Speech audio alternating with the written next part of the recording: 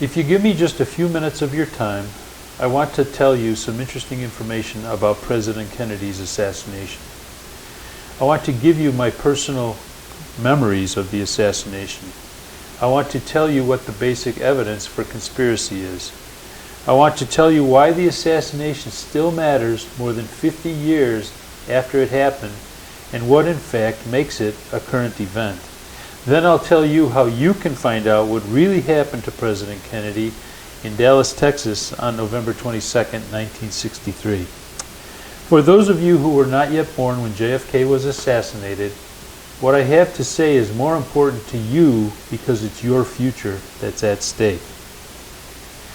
I was 8 years old when President Kennedy was shot. I have a vague memory of my third grade teacher, Miss Brandenburg, announcing the news to me and my classmates as we sat in our Chicago classroom. I have a more vivid memory from 2 days later when I was playing under my friend's back porch. All of a sudden, the next door neighbor, Mrs. Finn, burst out onto her back porch, shouting as loud as she could to whoever would listen, "Oswald's been shot! Oswald's been shot!" She had just witnessed Jack Ruby shoot Lee Oswald in a Dallas police station live on national television. My earliest emotional memory was the heavy sadness that hung in the air while I sat on my living room floor and watched on TV as JFK's funeral procession moved through the streets of Washington, D.C. Well, what about conspiracy? What is a conspiracy? A conspiracy is nothing more than two or more people working together to commit a crime. What does the evidence in this case tell us? Oswald's rifle was a bolt-action rifle that had to be cocked after every shot. FBI experts who tested the rifle determined that, because of the bolt action, shots could not be fired from that gun less than 2.3 seconds apart. Remember that time, 2.3 seconds. When you study Abraham Zapruder's film of the assassination, you see evidence of one bullet striking the president, and then a second separate bullet striking Governor Conley in front of him only 1.6 seconds later. Both of those shots came from behind them. We know that the shots are 1.6 seconds apart because we know Zapruder's camera shot 18.3 frames per second, and we can count the number of frames between the shots and convert it into seconds. Since shots could not be fired from Oswald's rifle less than 2.3 seconds apart, and the second shot is only 1.6 seconds after the first shot, there had to be a second sniper behind the presidential limousine or a different gun. Either way, you've got a conspiracy. Another part of the Zapruder film shows a headshot driving the president back and to his left, indicating a shot from his front right, the location of the grassy knoll. That's a third sniper firing at the president, which is an even bigger conspiracy. Other evidence shows that Lee Oswald was not any one of those three snipers. In fact, Lee Oswald was a designated scapegoat, which is why they had to kill him before he said too much. Every year, on the anniversary of President Kennedy's assassination, a group of people assemble on the grassy knoll in Dallas, Texas, and hold a memorial for President Kennedy to call attention to the circumstances of his assassination. The mainstream media doesn't cover the memorial because they don't want most Americans to know that there's an organized group of American citizens and world citizens determined to get to the truth about what happened in Dallas that day. By not reporting the memorial, they're denying the existence of the memorial to the rest of the American people. The fact that the whole truth about this case is still being withheld from us is what makes this case a current event. It's a current event because it's a current cover-up. Why does it matter? An understanding of history informs us about the present and empowers us to determine our future. If you're being lied to about the murder of your president, you're not living in a transparent democracy, and you don't have the information you need to determine your own future. So what can you do about it? The mainstream media is not going to bring the truth about this case to you on the evening news while you sit on the couch in your living room.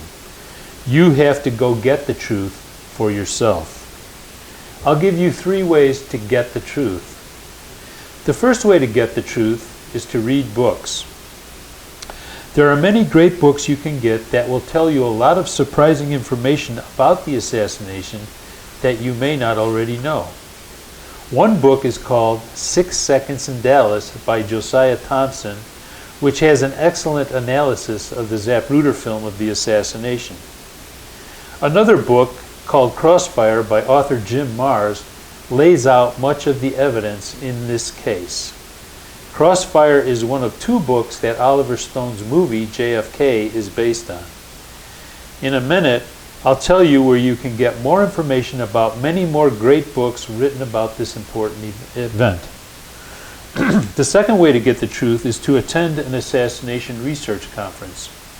Did you know that every year there are 2 different assassination research conferences held in Dallas on the anniversary of the assassination? At those conferences, you can talk person to person with people who witnessed the assassination. You can talk to doctors that attended to President Kennedy at Parkland Hospital after he was shot, and you can hear what they saw. You can talk to people who knew Lee Oswald, Jack Ruby, and other major figures in the case. You can talk to researchers who have dug up information on the case and have written excellent books about it.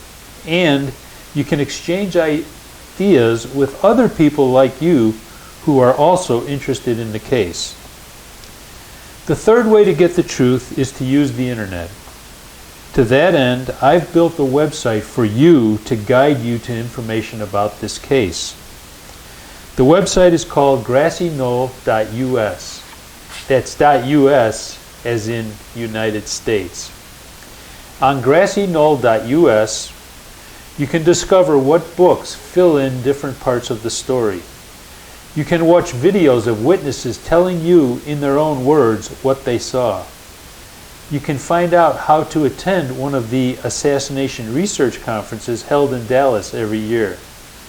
You can watch videos of presentations from past conferences. You can get links to other excellent websites on the case.